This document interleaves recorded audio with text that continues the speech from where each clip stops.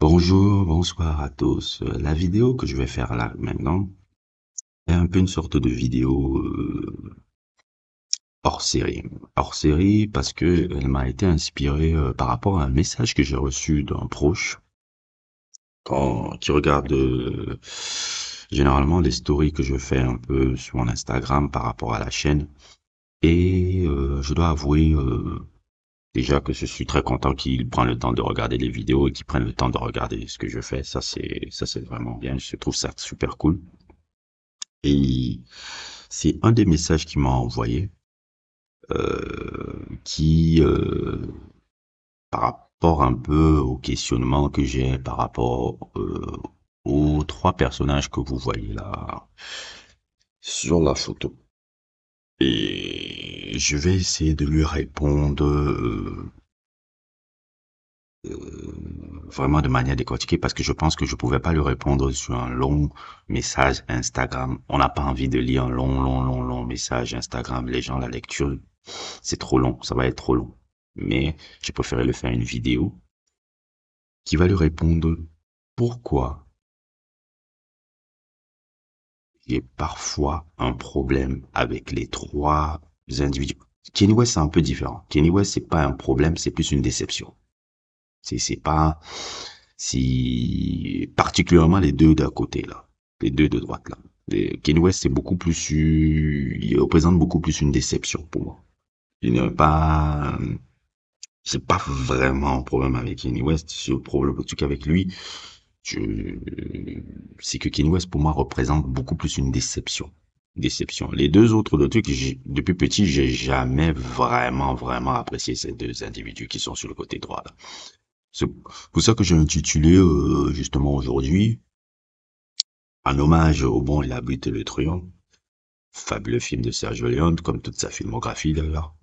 J'ai intitulé le sujet que je vais faire aujourd'hui, le cinglé, le clown et le serpent. C'est un peu, ça m'a évoqué l'inspiration pour faire un bon sujet, le cinglé, le clown et le serpent. Et pourquoi j'ai un problème un peu avec, pas seulement le Patrice, mais comme je vous ai dit, avec Kanye West, j'ai plus une déception avec lui, c'est pas un truc. Parce que, déjà, d'abord de un, je n'ai pas un problème avec la réussite financière des gens. Ça, il faut d'abord qu'on le mette là. Dans mes sujets, j'en parle même un peu beaucoup. Je n'ai pas un problème avec la réussite financière des gens. Je n'ai pas un problème avec le luxe des gens. Et je n'ai pas un problème avec les concessions qu'on peut faire dans la vie pour y obtenir. J'ai pas un problème avec ça. D'ailleurs, même, si on regarde même mes trucs, moi, ma vidéo a commencé avec Jay-Z en disant qu'il est une légende, en disant qu'il est une légende. C'est la première chose que j'ai commencé. Et les premiers mots, quand j'ai ouvert ma vidéo sur Jay-Z, voilà ce que j'ai dit. Jay-Z est une légende. C'est une légende euh, vivante du hip-hop. Je dirais même aussi, même une légende de la musique, même en général. On peut pas lui enlever, c'est un incroyable homme d'affaires qui, par sa forte intuition, par sa forte intelligence, a réussi à devenir l'une des plus grandes fortunes, peut-être même la plus grande fortune de l'histoire du hip-hop. Non, avant c'était Kanye West, je pense que c'est redevenu lui. Et devenir même par exemple, l'un des artistes les plus iconiques un peu de l'industrie du divertissement américain. Pour quelqu'un qui vient d'un endroit comme Marcy, et devenir ça, on peut cueillir chapeau. Et même en tant qu'artiste, on peut le reconnaître d'avoir quand même sorti quelques albums assez légendaires comme Reasonable Doubt, comme Blueprint, comme Black Album. Je pense que c'est même les trois albums même que j'aime le plus de lui dans sa longue discographie.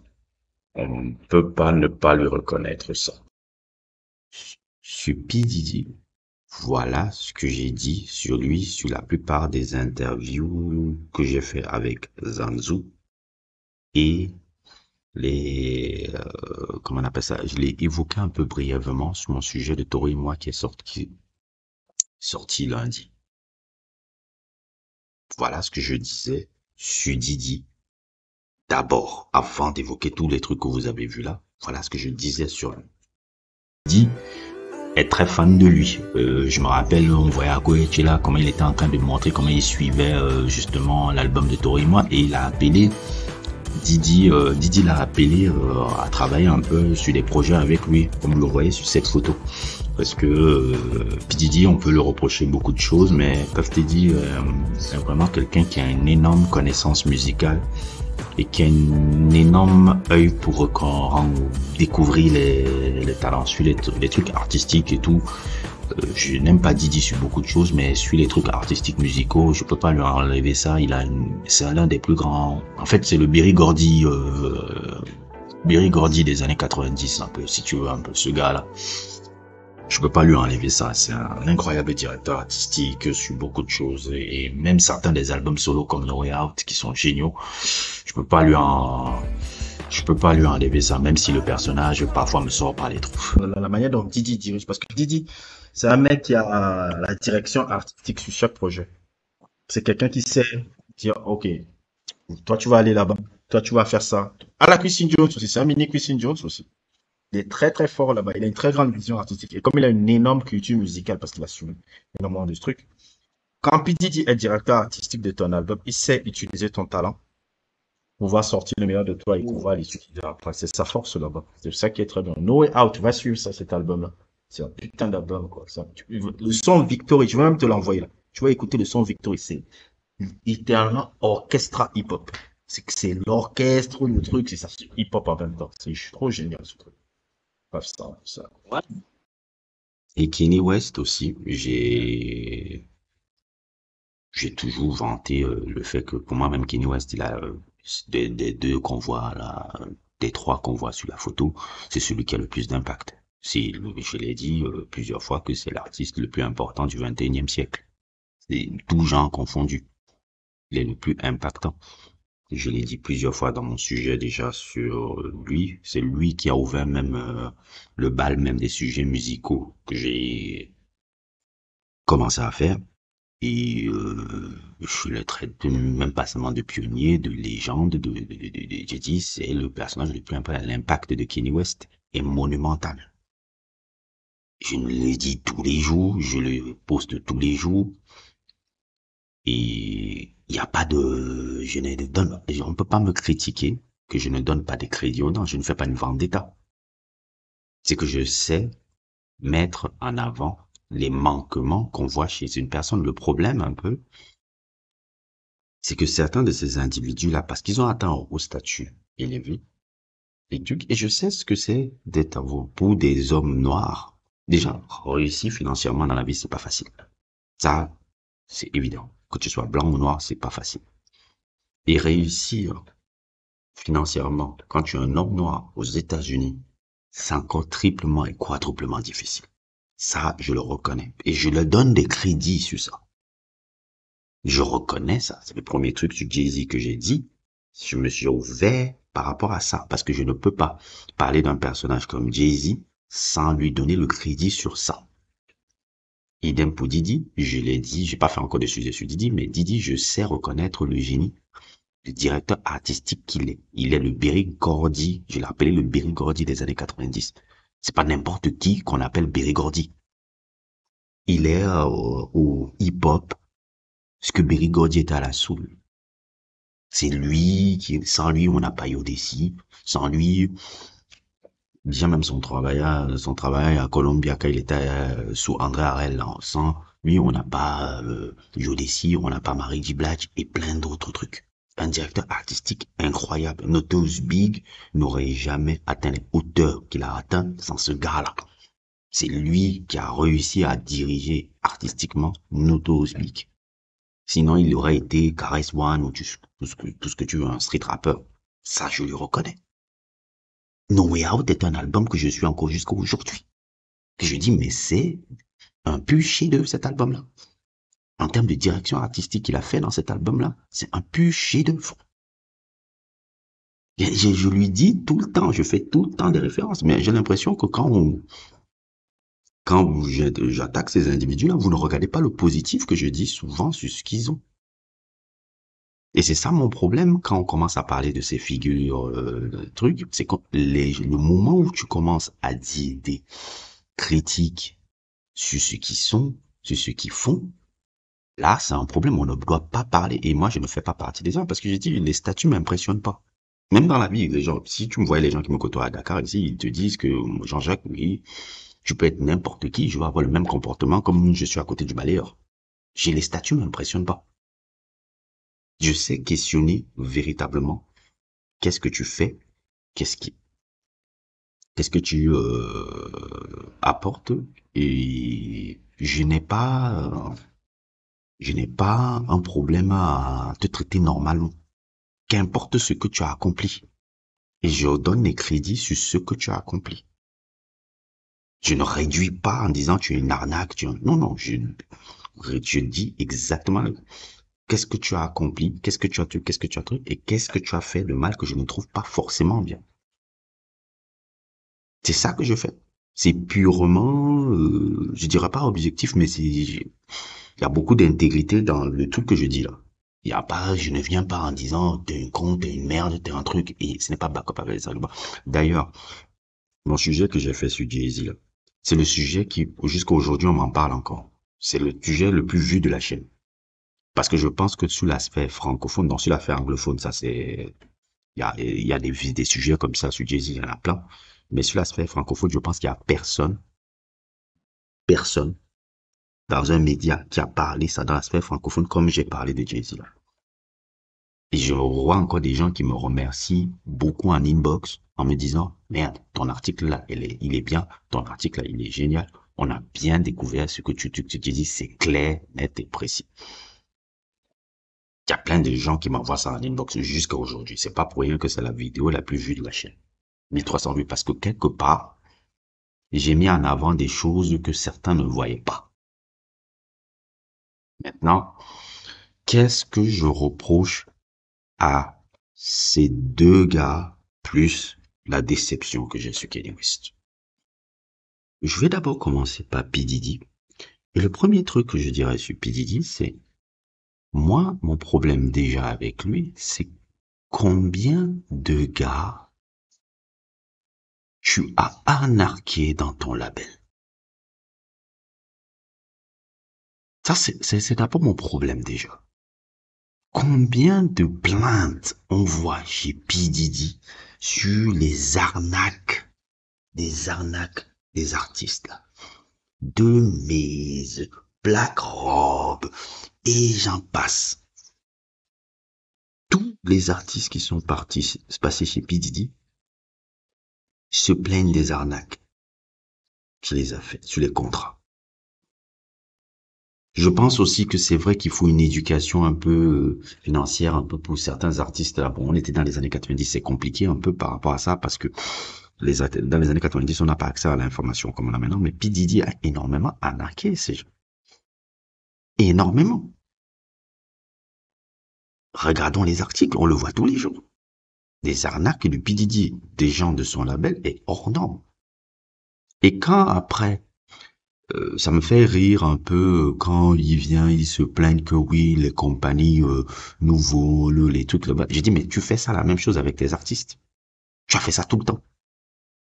Tout le temps. Il n'y a pas un artiste qui est passé chez toi qui n'a pas dit ça de toi.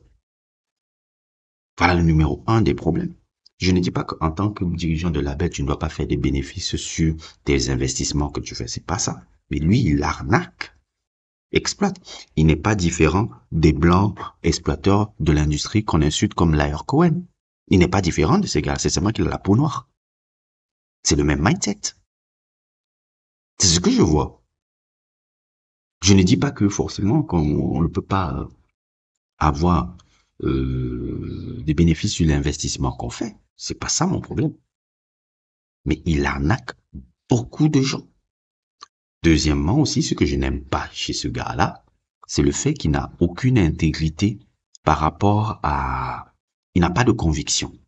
Ses convictions vont toujours dans le sens de ce qui va lui rapporter ses poches. Ça ne me dérange pas que quelqu'un soit neutre dans la vie ou quelqu'un qui dit, par exemple, souvent tu le fais, tu dis je suis apolitique, je ne suis pas dans la politique, moi je vais travailler avec toute bonne personne. Moi ça me dérange pas les gens qui font ça. Mais le problème avec Didi, c'est qu'il vient d'abord avec un paragon de oui, je suis pour tel, tant qu'il s'ouvre mes intérêts. Et ça, j'ai un problème avec des gars comme ça. Un beau matin, il se lève, c'est vote or die pour John Kerry. Un autre truc, si vous ne répondez pas à nos exigences, vous n'aurez pas comment on appelle un peu ça, le droit d'avoir les votes des Noirs américains, le black vote là, genre oui, on va boycotter le black vote parce que c'est à la mode de le dire. Notre matin, il dit, vous devez faire black vote parce que quoi, le truc de comment on appelle ça comment on appelle ça le mindset un peu black noir révolutionnaire pour avoir un peu comment on appelle ça rembourser un peu comment ils disent un peu aux États-Unis, il y a un mot qui disent black j'ai oublié là le truc de rembourser un peu les dettes pour les trucs d'esclavage là que les noirs américains se battent en ce moment-là. Donc, comme c'est à la mode, il va suivre encore le truc. Quand il est bloqué, depuis qu'il n'est plus avec Siroc, que les gars ont rompu le contrat, il revient chez les Noirs en disant, oui, regardez-moi ces gars, ils sont méchants, ils sont trucs, parce que non. Et ça m'énerve chez le gars là. Ce n'est que ça, ce n'est que des bêtises, pareil. Il n'a pas d'intérêt. C'est les deux choses qui m'énervent le plus. Sa vie privée, bon, on n'en parle pas des vies privées ici, ça c'est pas, je peux pas faire des jugements moraux. Mais il y a des choses que je n'apprécie pas. Je trouve que c'est un très bon père de famille, mais sur certains aspects de sa vie privée, bon, ça, on va pas taper dessus, c'est pas le sujet. Mais, les deux éléments que je déteste le plus, c'est ce côté arnaque et ce côté qui n'a jamais d'intégrité parce qu'il est va toujours vers le sens des intérêts et moi ça me dérange pas que quelqu'un soit apolitique et ne dise rien. Moi ça me dérange quand quelqu'un commence à se mettre oui, black vote, je suis là, oui, vote or die, John Kerry, parce que ça suffit. Et moi j'ai des problèmes avec un individu comme ça. Il n'est pas pour moi différent de Liar Cohen.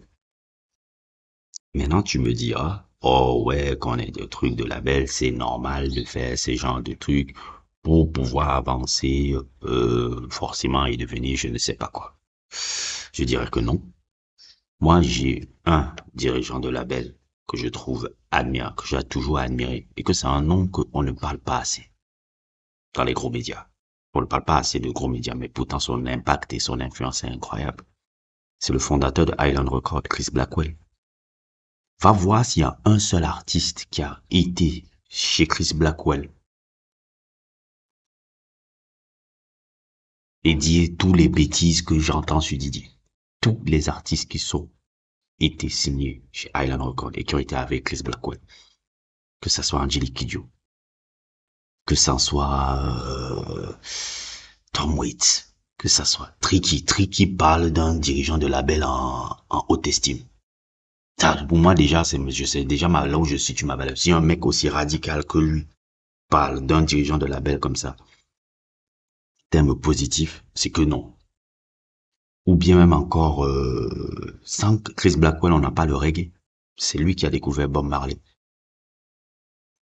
Chris Blackwell est l'une des figures les plus importantes de l'histoire de la musique. Mais tu n'entendras jamais « Ah, Chris Blackwell m'a anarqué ». Chris Blackwell, tous les artistes, on dit les meilleurs, tout, tu vois, lui, PJ Harvey, tout, Thomas Waits. Moi, je sais pas si c'est vraiment les artistes que tu suis. Mais déjà, Bob Marley, c'est lui. Sans lui, on n'a pas Bob Marley, sans lui, on n'a pas le reggae. C'est lui qui a fait que le reggae soit écouté dans le monde. C'est un philanthrope qui a été très riche. Très riche. Mais les pratiques ne sont pas les pratiques des Liar Cohen ou les pratiques de Didi. C'est ça mon problème. J'ai dit, j'ai pas un problème avec la réussite. J'ai pas un problème avec ça. Chris Blackwell, n'a pas les mêmes pratiques que les Layer Cohen. Ou Didi. Donc ne venez pas commencer à venir me dire que oui, c'est parce que on est en termes dans le business et il n'y a pas de gentil, il n'y a pas de gentil garçon ou quelque chose comme ça. Chris Blackwell. Qu'est-ce que vous parlez dites alors sur Chris Blackwell? Qu'est-ce que vous dites un mec comme Rick Rubin? Rubin fait partie aussi des gens, des personnalités dans l'industrie qui est le fondateur de Def Jam. Signé avec Russell Simons, bien sûr, mais moi je crois que plutôt c'est beaucoup plus lui, même si Russell Simons a mis l'argent pour financer. Rick Rubin, moi, il n'y a rien de négatif que j'ai à dire sur Rick Rubin. Peut-être un peu la situation qu'il a fait un peu avec Dr. Dre, pas Dr. Dre, le gars de Compton, l'autre Dr. Dre, là. On n'en parle pas assez aussi. Puis peut-être un peu ça. Mais en général, Rick Rubin, c'était l'AF de Def Jam. Def Jam n'a jamais été au mieux, non pas seulement artistiquement, mais même financièrement, quand ce gars-là était à la tête du label. Il est parti quand les mecs comme Layer Cohen ont commencé à venir à mettre leur shady business avec Russell Simons. C'est là où il est parti. Il a vendu ses parts, il a dit, je ne suis pas pour ça. Et pourtant, je te parle d'un blanc juif, hein. Je te parle d'un blanc juif, comme Layer Cohen. Mais je vois la différence entre un Rick Rubin et un Layer Cohen. Il y a une très grande différence. Très, très grande différence. Ils n'ont pas le même mindset. Il y a un qui est fan amoureux d'une culture et qui en fait des bénéfices et essaye aussi de mettre en avant la culture. C'est pour ça que Rick Rubin, même maintenant, il a un peu une sorte de statut de maître Yoda où tous les artistes vont vers lui pour demander des conseils. Il y a vraiment, il mentorise énormément. C'est pour ça que tu vois les Kendrick Lamar, Pharrell, Kevin Abstract, tous les trucs, tu les vois toujours venir chez Rick Rubin, un peu comme une sorte de maître Yoda. Didi, n'est pas comme ces gars-là. Didi, c'est j'exploite pour mon gain personnel. Après, faire le kéké devant le truc en disant Black Excellence, mes couilles. J'ai pas un problème. C'est pour ça que j'adore comment 50 Cent adore les danser. Genre, 50 Cent danse même les deux là, les deux cocos là. Les deux cocos là, Jay-Z et Didi. Parce que lui-même, 50 Cent, moi j'adore 50 Cent. J'adore 50 Cent, même s'il a quelques trucs qui peut être un peu chiant chez lui.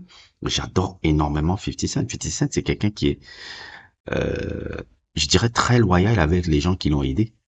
Le problème souvent, c'est que les gens qui l'ont aidé veulent trop abuser de sa loyauté. Je pense notamment à Lloyd Banks, Young Buck et tous ces gars-là. Mais le 50 Cent, c'est que si tu l'as aidé à t'élever, il va être avec toi. C'est quelqu'un qui a toujours une business pratique. Quand on voulait le signer à Interscope, il a dit non, non, je viens avec mes gars de G-Unit. Il n'a pas le même mindset c'est pas le même mindset que les deux petits cons, là. Les deux petits geeks, parce que ce sont des geeks, en fait, ces gars-là. Et moi, dans la vie, j'ai toujours compris que c'est les anciens geeks revanchards de la vie qui ont un peu ce mindset un peu insupportable, là. Parce que ils ont toujours voulu côtoyer un peu les types de gars cool qui n'ont pas pu être quand ils étaient plus jeunes, un peu. C'est un peu ça que je vois chez ces gens d'individus-là. Dont, des dirigeants de labels qui m'ont plu, Layer Cohen, tu dis Layer Cohen, Chris Blackwell en est un. Tu vas jamais voir, il va chercher, tu tapes Chris Blackwell, artiste sur Google, tu vas voir tout ce qu'on dit sur lui. Tous les artistes qu'il a eu, de Angelique Kidjo, Bob Marley, tu ne vois pas Shady Business, tu ne vois pas truc. Et la meilleure manière de juger des gens, c'est combien de gens différents qui ne se connaissent pas entre eux jugent la personne. Moi, c'est comme ça que je juge quelqu'un. Si Didi, on voit 50, comment dans un label, 50 gars disent la même chose sur toi. Mais non, si c'est un type de réussite qui plaît à certaines personnes qui disent, ah, je m'en fous, il est milliardaire, tant mieux pour vous. Mais moi, je ne suis pas comme ça. Tant mieux pour vous si on s'en fout, il est milliardaire, tant mieux. Mais moi, je ne suis pas comme ça. Moi, je regarde la forme, comment tu l'es devenu. C'est pas, je veux pas juste être milliardaire et dire oui, je suis milliardaire, je suis content. Non, je veux dire comment je suis devenu ça, comment il est devenu ça et comment il est devenu dit sur qui il est. Moi, c'est comme ça que je vois la chose maintenant. Si les gens ils s'en fichent, ils disent que bon, les résultats comptent, tant mieux pour eux. Mais moi, non. Moi, je suis pas comme ça. Et je ne serai jamais comme ça. C'est pour ça que j'ai une fondamental respect pour Chris Blackwell. Je n'ai pas de respect particulier, d'admiration particulière pour un Didier. Alors qu'il a la même peau que moi. Didier n'est pas différent de Lyor Cohen pour moi. C'est les mêmes gens. Donc c'est à peu près ce que j'ai à dire sur la partie du Didier. Juan Carter est un individu très intelligent, comme les 3 personnes qu'on voit sur la photo. Hein. Mais le problème un peu, c'est que je la trouve vide et creuse et qu'elle manque d'identité. Comme je l'ai dit sur mon sujet, c'est quelqu'un qui manque beaucoup d'identité, qui utilise toujours l'identité des gens beaucoup plus créatifs et beaucoup plus intelligentes que lui, ce qui est un skill, hein. C'est une intelligence aussi, c'est une sacrée intelligence d'utiliser des gens beaucoup plus intelligents que soi ou à son bénéfice. C'est une forte intelligence de faire ça. Quelqu'un qui utilise la créativité, l'intelligence à son profit est quelqu'un d'excessivement intelligent. Mais elle est creuse parce qu'elle n'a rien à proposer. Donc, comme elle a creuse, elle se met avec quelqu'un qui n'est pas creux comme lui. C'est un peu truc que Jay-Z a. Et que parfois ça m'énerve un peu parce que la manière dont il exploite les gens est un peu insupportable. L'incident qui m'énerve le plus, surtout là, les incidents que j'ai vus sur lui, notamment l'incident avec le Damon Dash, Rockefeller et même avec Jazzo. Mais ça, on va passer dessus parce qu'on répète tout le temps ça. Il y a beaucoup d'histoires sur ça, donc ce n'est pas si important que ça. Ben, c'est important, mais ça veut dire qu'on a déjà, je ne vais pas rappeler ce qu'on sait déjà. Sur l'histoire de la NFL, là. Ça, c'est du coup typique Jay-Z. C'est-à-dire que pendant, on va dire 3 ans, ce mec-là est venu parler à Colin Kaepernick en disant qu'il faut être derrière Colin Kaepernick pour son boycott de la NFL. Il a fait ça pendant des mois, s'afficher avec lui, se faire les trucs, et patati, et patati. Il faut qu'on soit truc, il faut qu'on soit respecté par je ne sais pas quoi.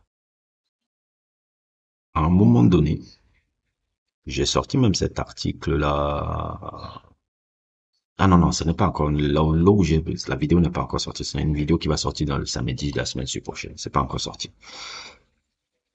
Euh, Quand tu vois un peu sur ce truc de la NFL, là, le truc qui m'a commencé à me truc, c'est qu'à la base, celui qui devait avoir la direction artistique des programmes du Super Bowl, de la NFL, c'était Jermaine Dupri.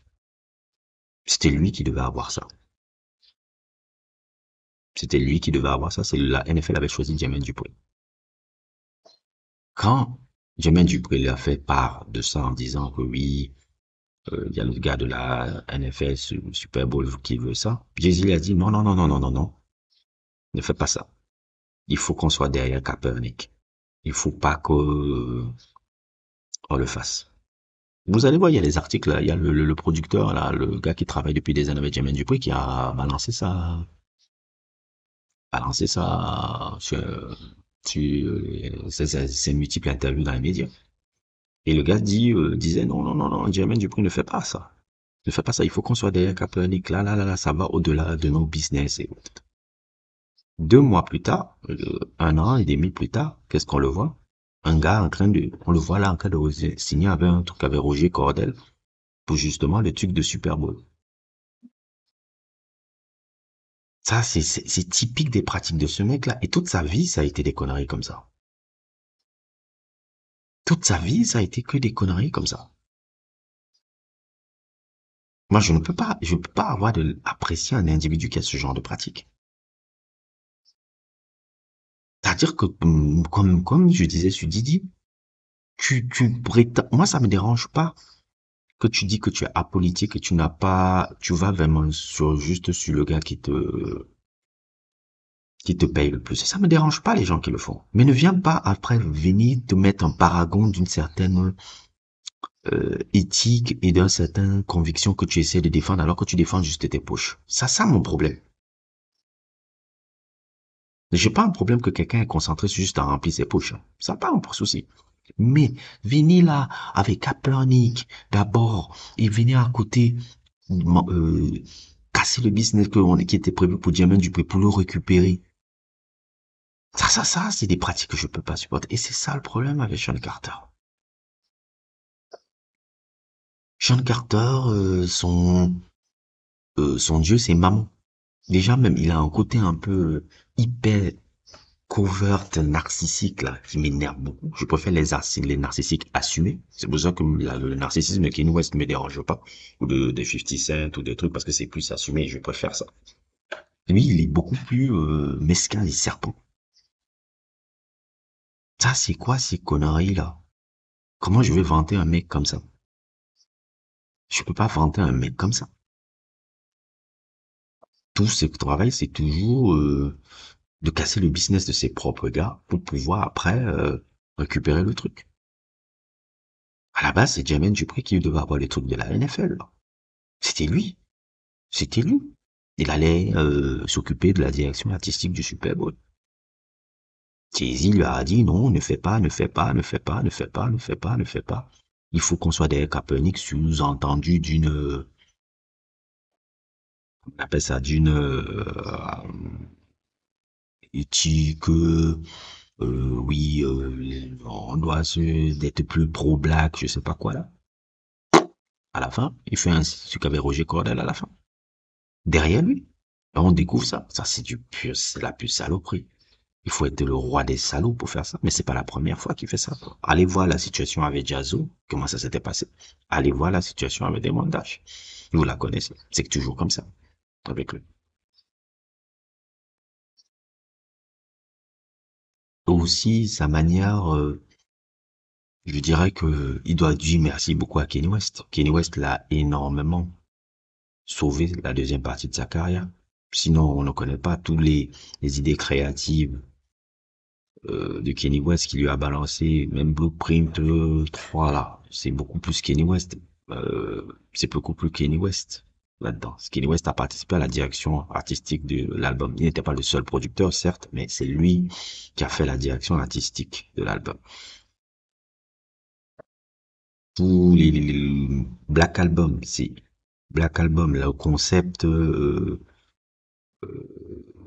Black Album, c'est Kanye West qui lui apporte ça.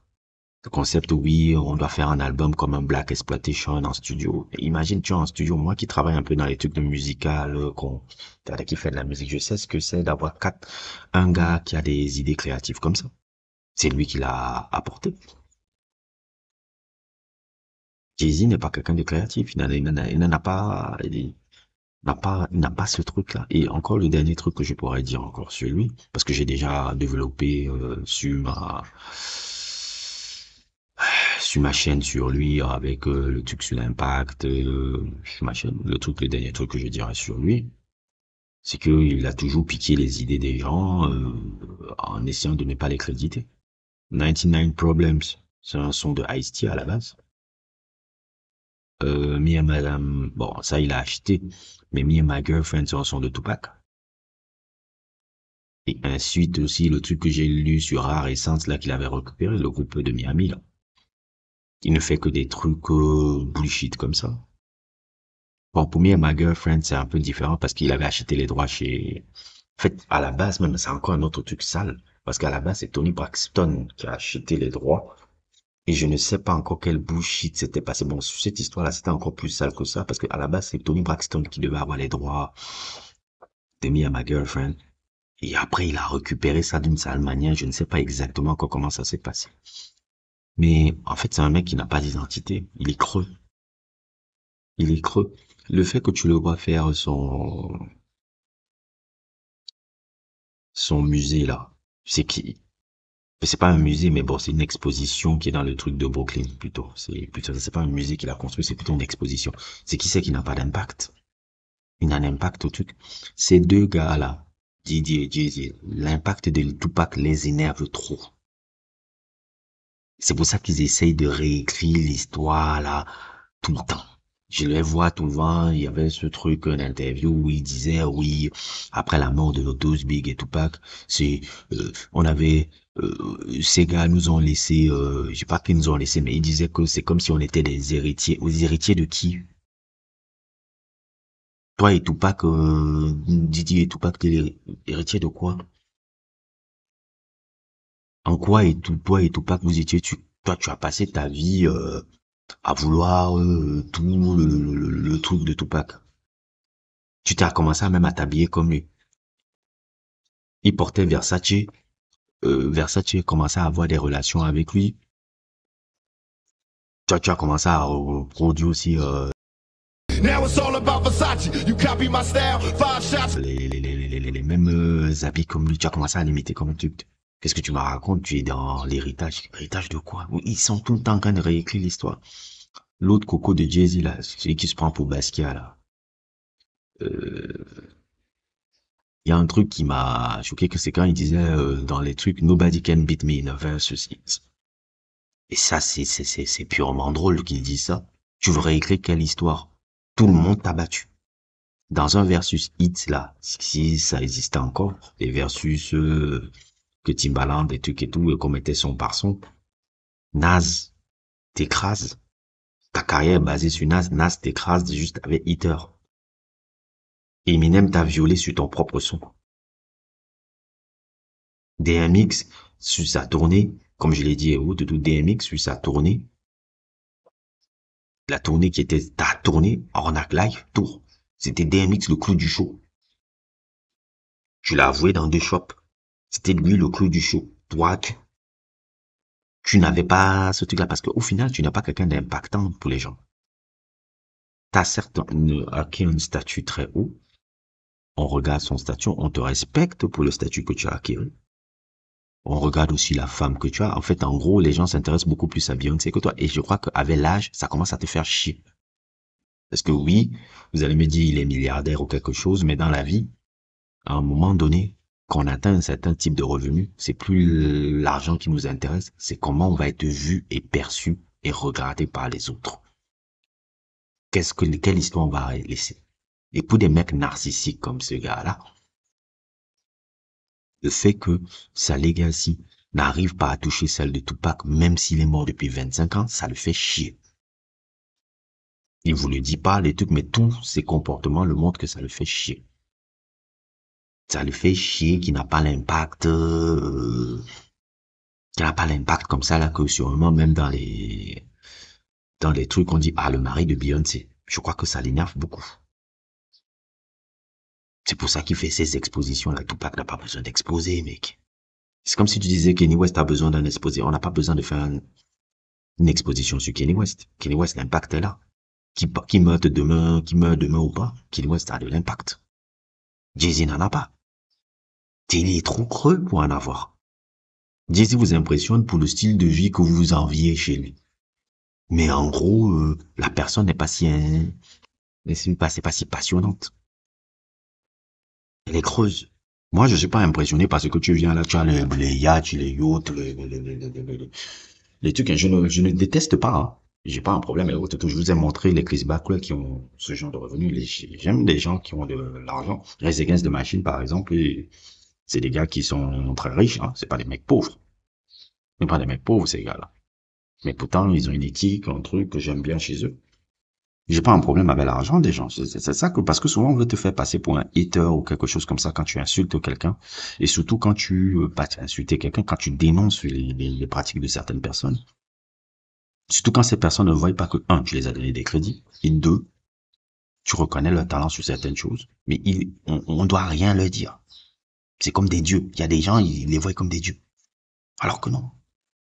Il y a des pratiques chez ces 2 personnes-là qui sont insupportables. Et le plus insupportable, c'est qu'ils ont la même peau que moi. Ils n'ont pas les pratiques différentes des gars qu'on insulte souvent, soi-disant blancs qui exploitent les noirs, alors que eux-mêmes, ce sont des gars qui exploitent leurs propres gens. C'est ça mon problème. Jay-Z est quelqu'un de gros. Il n'a pas d'impact. Il n'en a pas. Il n'en a pas. Et ça l'énerve. Drake a plus d'impact que lui. J'aime pas Drake, mais Drake en a plus que lui. Ça le fait chier. Tupac a plus d'impact que lui. Il ne peut pas supporter qu'il a accompli tout ce qu'il a accompli, mais les gens encore en 2023 parlent de Tupac. Il comprend pas. With it. Yeah. Now you put You Pac over Hove. Why was that? Oh, you know what? Hove called me. Mm-hmm. We were talking about something else, something else completely non-related, you know what I'm saying? And then he said, oh, and by the way. This is what I heard. You know what I'm saying? Oh, and by the way, you really believe that? Mm-hmm. And I said, yeah.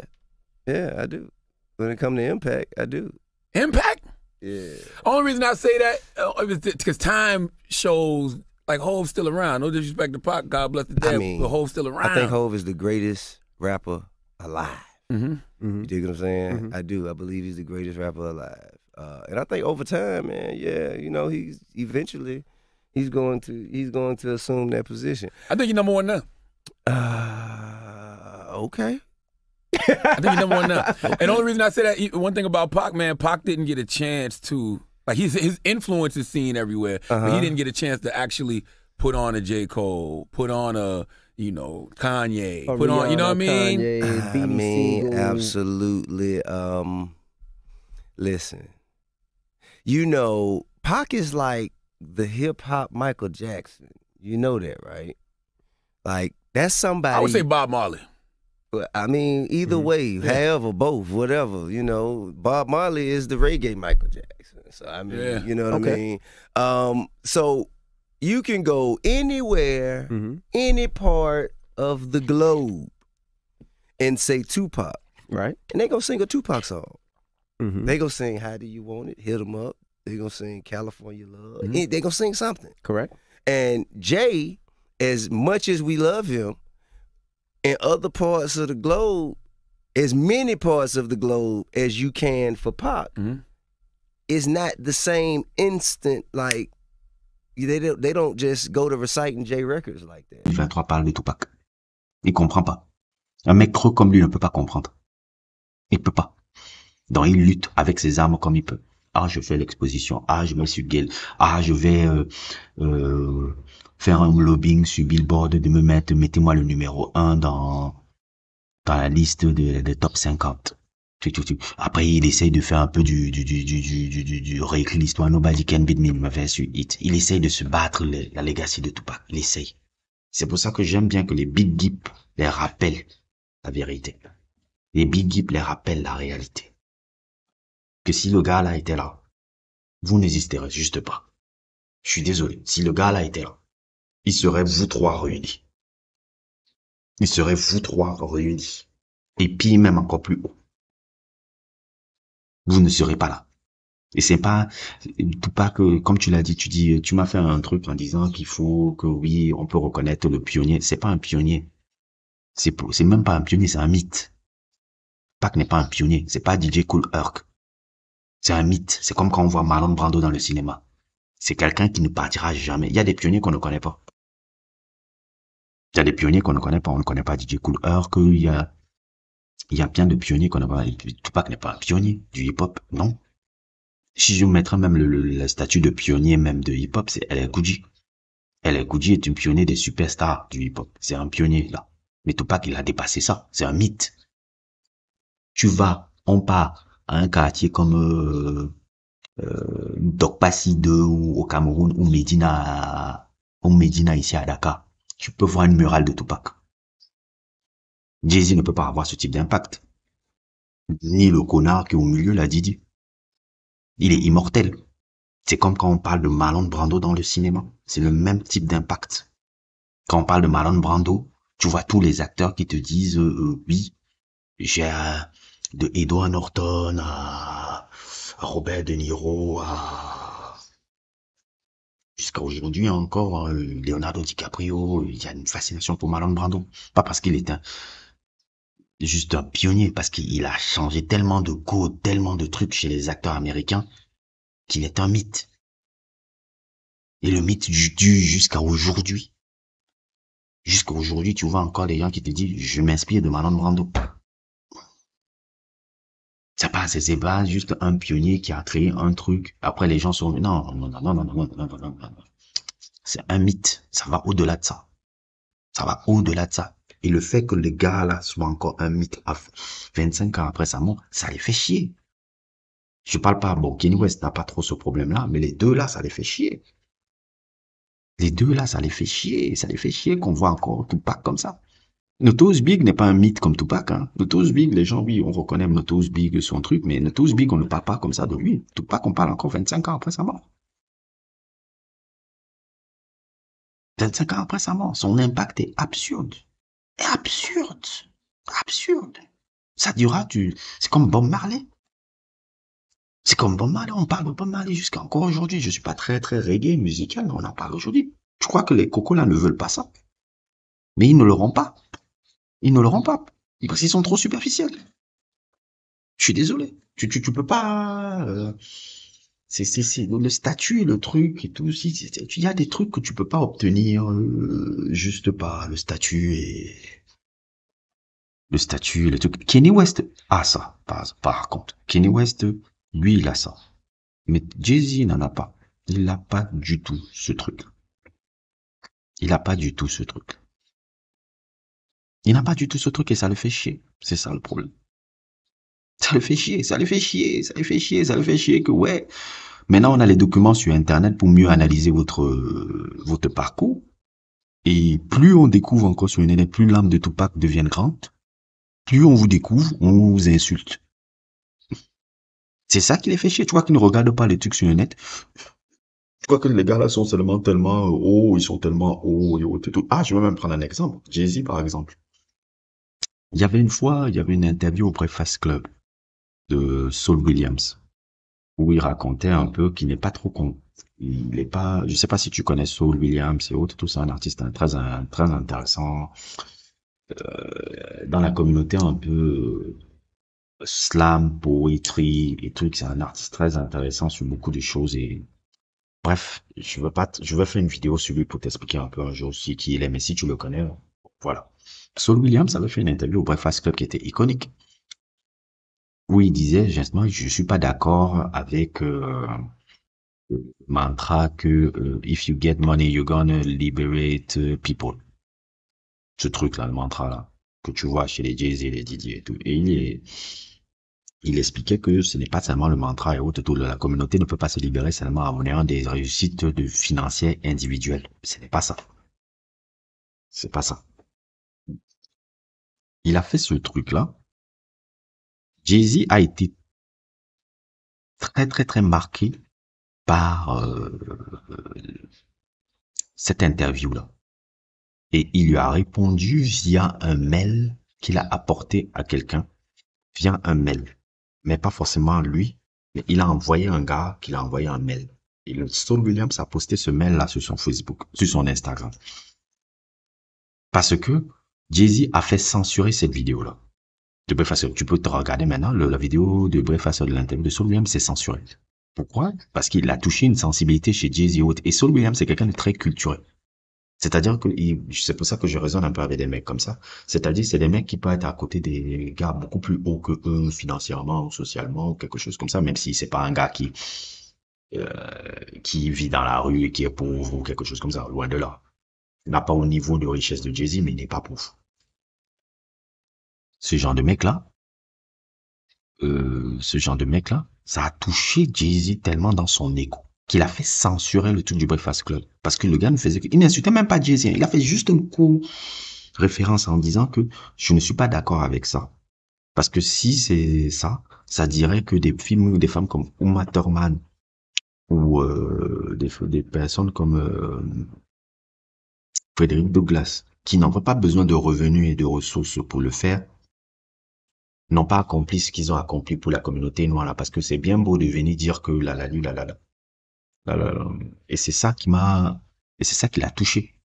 Et après, il lui répondait que, des hommes riches noirs dans l'Amérique, il y en a eu depuis le 16e siècle. Tu n'es pas le premier ni le dernier. Donc, il a un peu school sur ça. Sur sa réponse à l'Instagram.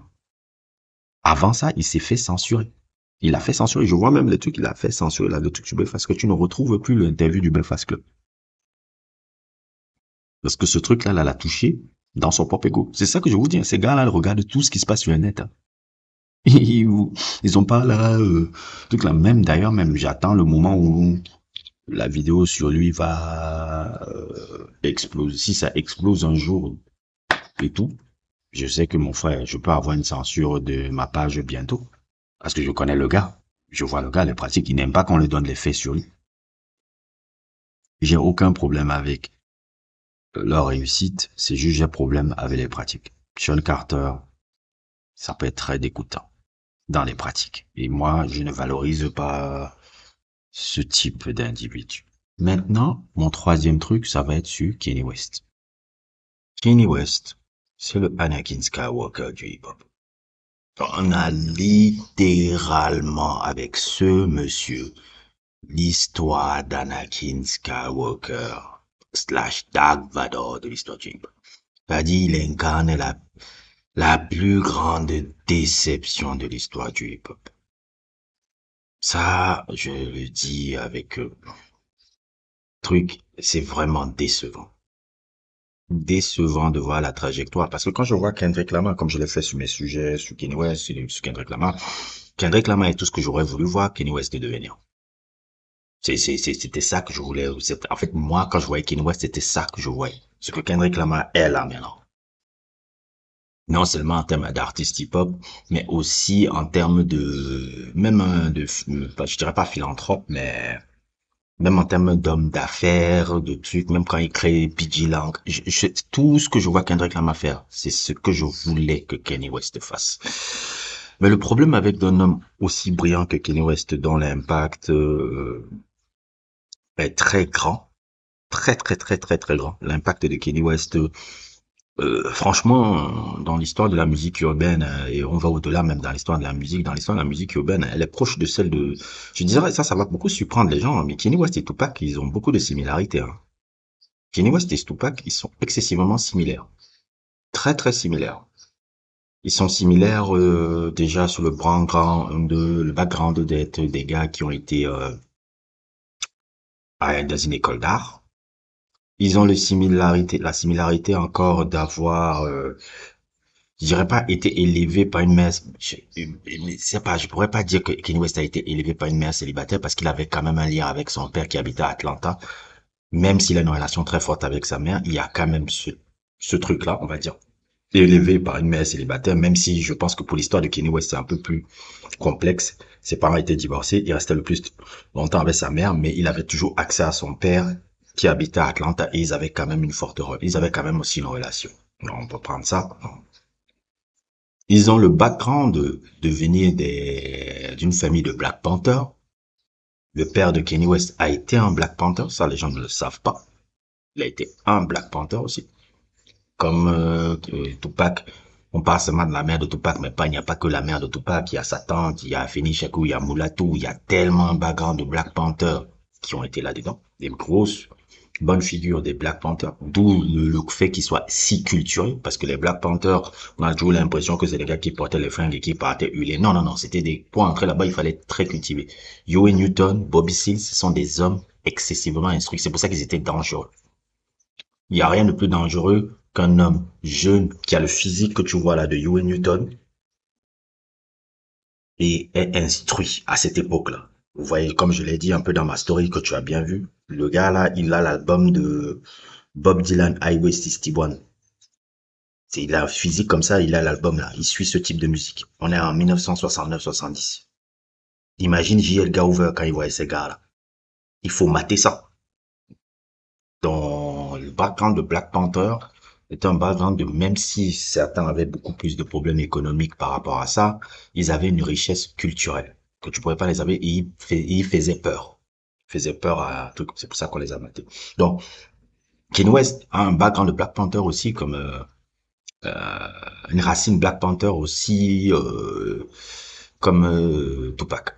Et Kanye West aussi, il est c'est pour ça qu'il a le côté un peu rebelle là, parce que c'est ce côté les gars qui viennent de Chicago a un très grand Chicago, Oakland, Baltimore, c'est dans les villes où les Black Panthers étaient le plus actifs. C'est les gars qui étaient les plus rebelles. C'est pour ça que Kanye West a le même mindset là. Donc Kanye West, beaucoup de choses ressemblent encore à Tupac. Quelle est encore la similarité? Ils sont jumeaux, tous les deux. Ils sont nés en juin. Les Gémeaux, sont les gars qui, généralement, bon, comme tu le sais, double face. Ils ont le même problème là. Et c'est les gars qui ont une élévation artistique beaucoup élevée. Il y a beaucoup de Gémeaux. Prince était Gémeaux. Il y a plein d'artistes qui étaient Gémeaux.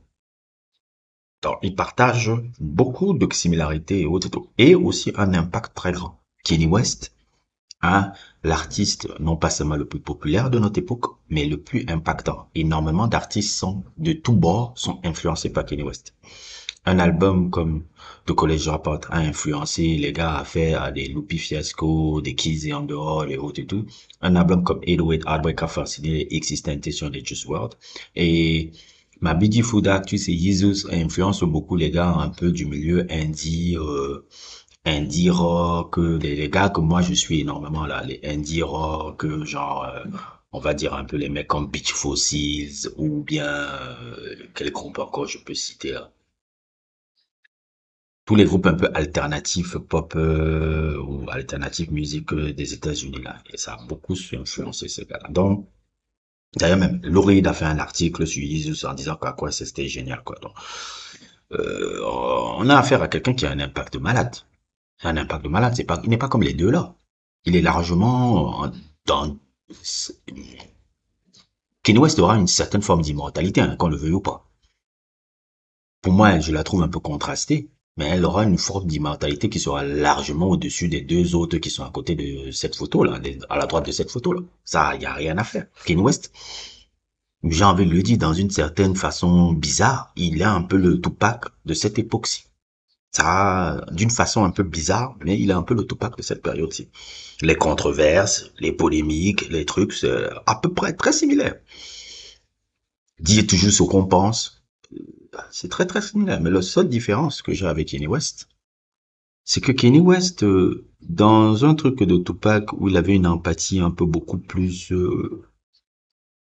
ah oui, je dois mettre aussi ce truc-là. Et Kanye West a un background beaucoup plus middle class que Tupac. Tupac vient un peu d'un milieu pauvre économiquement. Kanye West ne vient pas d'un milieu pauvre économiquement. Il vient d'un milieu de classe moyenne. Pas forcément bourgeoise, mais classe moyenne. On va dire aussi, c'est la seule différence. Il y a la première différence là. Et la deuxième différence, c'est que Kanye West, quand il fait tout ce qu'il fait, en général, maintenant, il sait uniquement son agenda personnel. C'est-à-dire qu'il sait son agenda uniquement personnel et essaie toujours de se la mettre sur on ne m'écoute pas, on ne me suit pas, je suis trop en avance sur le monde, la la li la la la. Non. Kanye West utilise juste un agenda personnel comme d'habitude. Sa technique depuis le début, c'est toujours de créer une polémique quand il sort un album. Tous les trucs que tu vois, depuis College Dropout, depuis truc, sa méthode de marketing, c'est toujours créer une polémique. Ce qui m'énerve un peu avec lui, c'est qu'on avait affaire à quelqu'un qui, à une époque de sa vie, n'a pas eu peur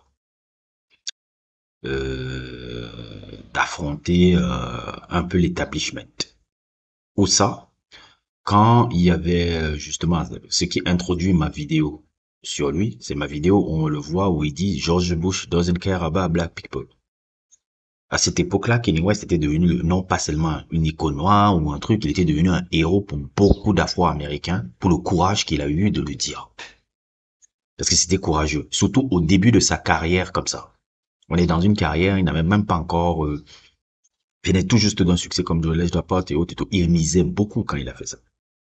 Il s'est pas plus ou moins rétracté, mais il a essayé un peu d'arrondir les angles en disant que Joseph Bush doesn't care about all people. Il a essayé un peu de arrondir les angles. Ce que je peux comprendre et tout.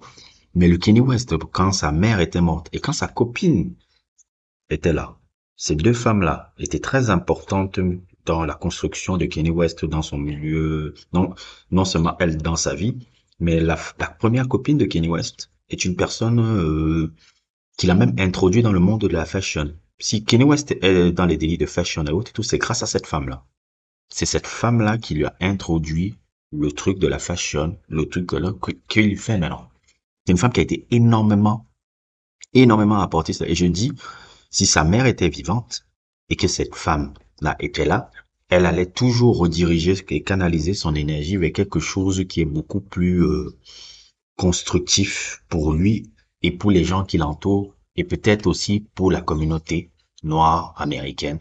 Parce que même si c'est un entertainment, un mec avec un tel envergure et un tel impact peut apporter énormément de choses. Mais le problème, c'est que Kanye West, depuis la mort de sa mère, ça lash out comme Kanye West, ça lash out comme Anakin. C'est comme un peu quand tu vois le personnage d'Anakin Skywalker dans Star Wars. La mort de sa mère l'a jamais comblé. Et depuis là, il a l'air un peu livré à lui-même, livré à ses démons. Et c'est quelqu'un qui, malheureusement, sert que son agenda. Je suis désolé. On peut pas valider le truc là où il dit 400 ans d'esclavage, c'est un choix. Je m'en fous de vos théories débiles que vous sortez sur le net là en disant que non, en fait, quand ils calculent 400 ans, c'est 200 ans. J'ai vu un peu vos vidéos là où vous essayez de comment on appelle un peu ça, d'arrondir que non, quand il disait 400 ans, il voulait dire 200 ans. Les débilités là, c'est des débilités. Tu ne peux pas dire ça à un truc comme TMZ, à une heure de grande écoute. Le 400 ans d'esclavage, c'est un choix. Quand toi, tu as été juste un petit middle class, presque bourgeois, né bourgeois avec une cuillère d'argent. Parce que, contrairement à Tupac, Kanye West est quand même né avec une cuillère d'argent. Il n'a pas le petit middle class black qui avait le choix de partir faire des études d'art et faire même un peu des changements scolaires en Chine. Ne doit pas venir me ouvrir avec sa grosse bouche là, venir me dire que le 400 ans d'esclavage là, c'est insulter des femmes comme Harriet Tubman, c'est insulter comme des gens comme Nat Turner, c'est insulter des gens comme Frederick Douglass, qui ont fait que toi, petit négro milliardaire, tu sois là. Je suis désolé. Et même si tu aimes toujours servir ton shock value, c'est même pas le truc avec Trump qui me choque, c'est ça. Venant de quelqu'un qui a dit George Bush doesn't care about black people, c'est décevant. C'est décevant. C'est pour ça que la communauté noire a divorcé avec lui. C'est décevant. C'est décevant. On peut pas valider ça. Je ne sais pas quoi et autre et tout. On peut être fan de quelqu'un, mais on peut pas valider ça. On peut pas valider. Rien ne valide ce propos-là. Rien. Oh, tu ne verras jamais un juif faire ça. Tu ne verras jamais un juif ou un Lara Cohen te dit la Shoah comment on appelle ça? C'était un choix des juifs. Tu ne verras jamais ni Lara Cohen ni telle entité juive dire ça. Jamais, tu ne verras jamais dire. Il faut que toujours il y ait un négro qui est toujours là en train de faire des conneries comme il a fait. Mais je suis désolé, il a mérité tout le backlash qu'il lui a pris. C'est pour ça que les gens, moi j'aurais toujours du mal avec ça. Maintenant, il est parti dans une posture de provocation sur provocation parce que ça lui sert quand même, il a une base fan. Tellement forte, sa base fan n'est plus noire. La grande base fan, c'est les weirdos ou les blancs arty là qu'il a. Et c'est ces blancs arty et autres et tout qui font même on va dire qui en font le fondement de sa richesse, mais le background noir n'est plus là. Et c'est ça le problème avec le truc. On n'a rien à reprocher à Kim Kardashian. C'est pas les Kim Kardashian qui ont changé ou impacté le gars là, c'est que le gars là a toujours été un con comme ça. Et je suis désolé, c'est un cinglé. J'admire énormément la musique de Kanye West. J'admire sa discographie, même s'il y a des albums que j'aime plus que d'autres, j'admire sa discographie, j'admire l'artiste Kanye West. J'ai admiré l'artiste Kanye West. Mais c'est pas parce que j'admire l'artiste que j'ai foncièrement un regard très positif sur l'homme. L'homme est détestable. L'homme est détestable. Énormément détestable.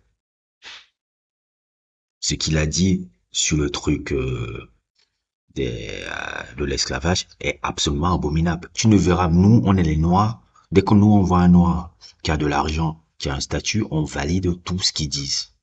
Tu ne verras jamais un mec d'un standing, même comme Lara Cohen ou un juif très très très haut placé dit que la Shoah a été un truc des juifs. Tu ne verras jamais ça. Comment toi, négro, toi, tu le fais? En heure d'écoute, dans un truc comme TMZ.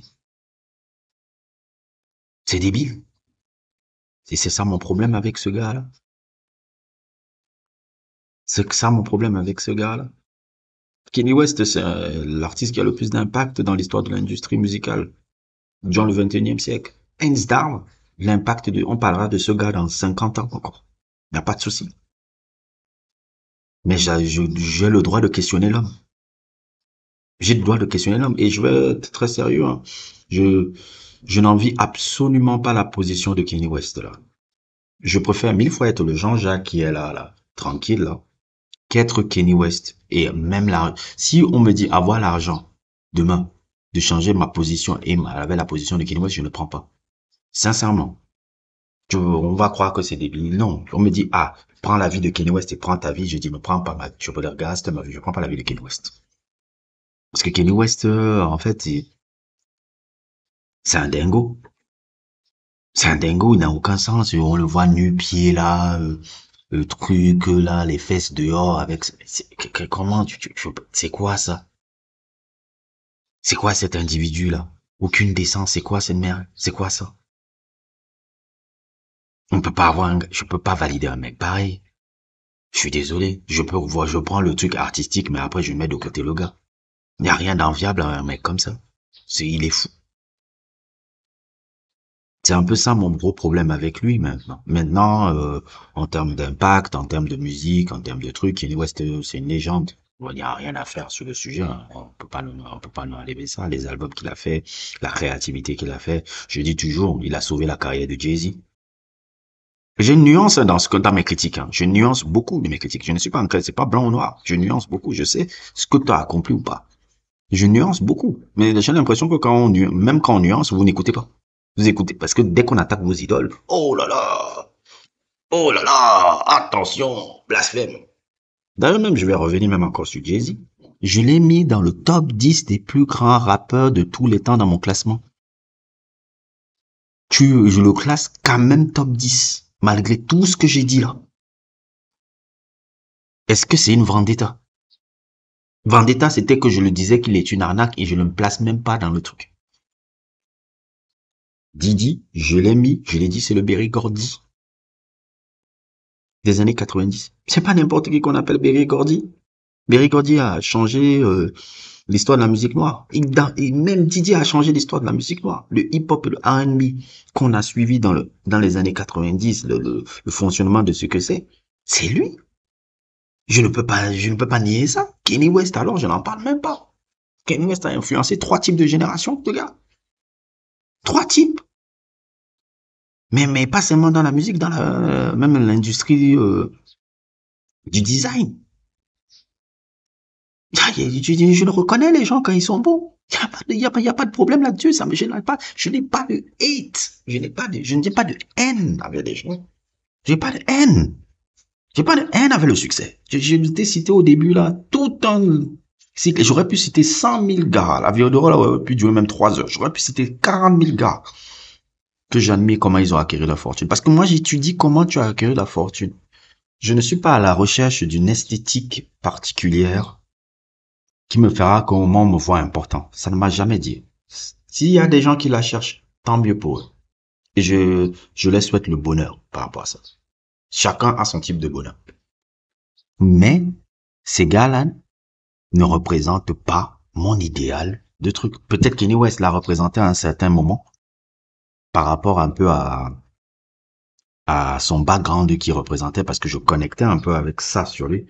Toi, par exemple, j'ai l'impression que tu connectes avec la réussite de Kanye West. Non, moi, je connecte avec l'artistry de Kanye West. Par exemple, on n'a pas la même connexion avec Kanye West. Toi, j'ai l'impression que c'est beaucoup plus la réussite qu'il a réussi à avoir malgré les difficultés qu'il a eues. Et bon, c'est bordel, il a eu beaucoup de difficultés. Moi, c'est l'artistry et le fait de challenger les codes qui m'ont toujours plu chez lui. Je le mets au même niveau, par exemple, que mes artistes un peu plus, je dirais un peu obscurs pour certains gens comme Tricky ou, on va dire Lou Reed, un peu, ou David Bowie, un peu ce genre de gars-là. Il a un peu quelque part ces genres de mecs-là.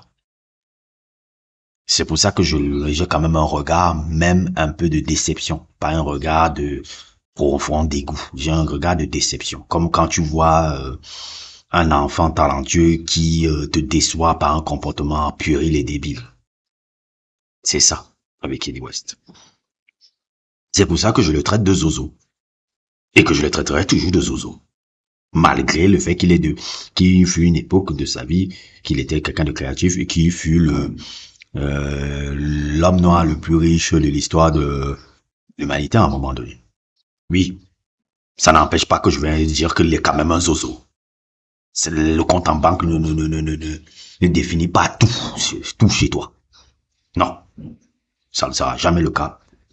Si c'est pour certaines personnes, tant mieux pour vous, mais pour moi, ça ne sera jamais le cas. Jamais le cas. Donc, voilà un peu ma vidéo. La réponse pour le DM que ma connaissance familiale m'a envoyé. Je trouve que c'est très bien qu'il regarde les vidéos. Je suis très touché qu'il regarde les vidéos. Je suis très touché qu'il prend le temps aussi de m'avoir répondu par rapport à ça. Il a pris le temps de m'avoir suggéré cette question et qui m'a inspiré justement cette vidéo-là, qui me sera sûrement rentable dans l'avenir. Donc, merci à lui. Et moi, je dirais aux autres gars qui ont écouté, merci de m'avoir écouté.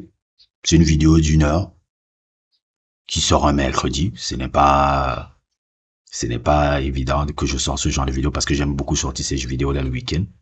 Mais je vais le faire mercredi quand même. Donc, merci à vous. Et n'hésitez pas à liker. N'hésitez pas à vous abonner. Et à plus pour d'autres aventures.